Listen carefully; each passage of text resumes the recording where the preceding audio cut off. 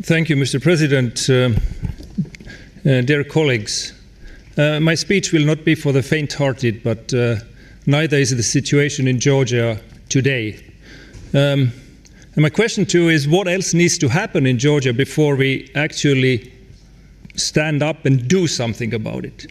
I mean, I would, of course, also like to ask you to call the events with the right words. We use the word democratic backsliding. It's not democratic backsliding. What we are watching in real time is a Russian-style, probably also Russia-directed, Russia-assisted takeover of Georgia.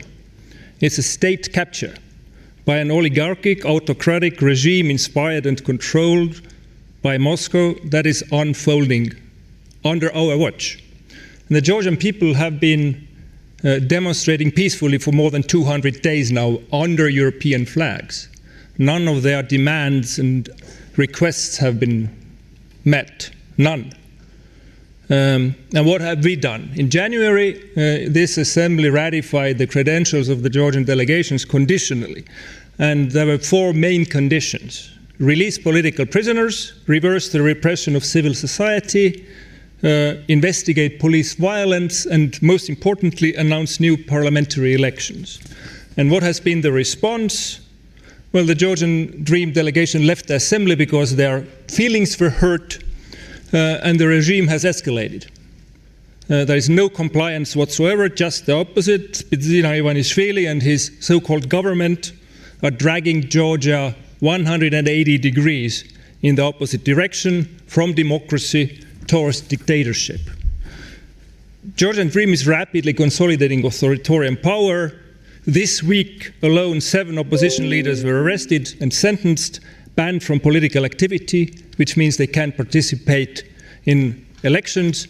The names were, some of them were mentioned. I mentioned one more, Givi Targamadze, who has been already sentenced in absentia in Belarus, who is charged in Russia, who was almost blown up by the Kadyrovite Chechens, is now facing criminal charges in Georgia. So those are the friends of the regime. So let's be absolutely clear. If we do not respond now, we will be complicit. Silence is no longer neutrality. Silence is betrayal. So we call for immediate targeted sanctions against all Georgian Dream officials, ministers, MPs, judges, police, and their enablers and their families. We call on decent officials, civil servants, and police officers in Georgia resign and join the people. We call for an interstate case against Georgia, just like was in the European Court of Human Rights, just like was done against the Black Colonels of Greece once, for grave violations, because Georgia is at the brink of becoming the next captive nation, just like Belarus is today and half of Europe was before.